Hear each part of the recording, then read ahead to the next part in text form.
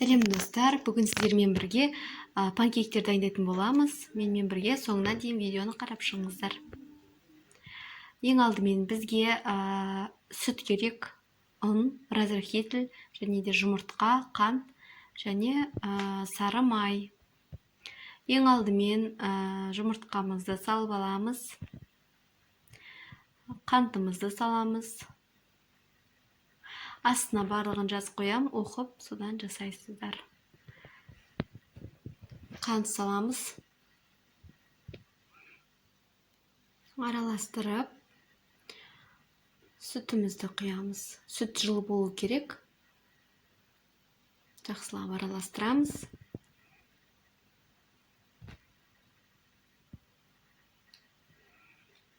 Мінекей араластырып алдық. Енді сары майымызды саламыз. Егерде маргарин, сары май болмаса, сұйық маймен ауыстыруға болады. Бұны жақсылап араластырып, ұнымызды аз-аздан салып бастаймыз.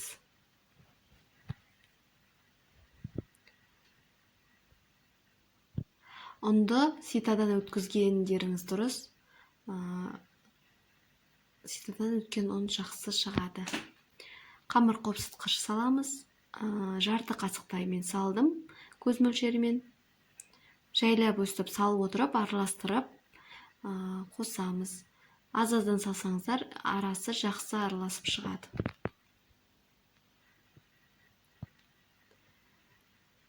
Осылай аз-аздан саламыз.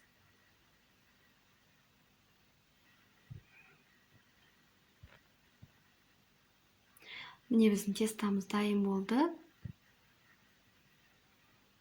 Осылай сұйықтау болу керек.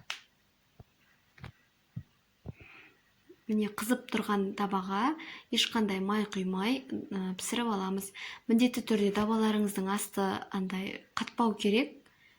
Блиньяның несіне дабасын жасасаңыздар болады. Өз еркілеріңіз. Осылай тесіктер шыққанша, бетіне тесік-тесік болып шығады, сол значит пісті деген сөз. Содан кейін аударып қарай берсеңіздер болады.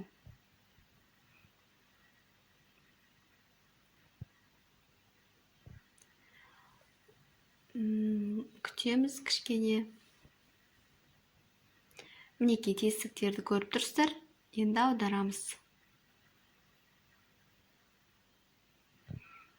Өте оңай жасалу жолы.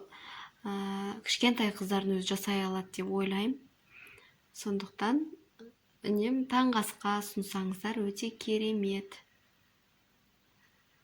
Тағы да бір несін көрсетейін. Міне асты піскен. Аударамыз.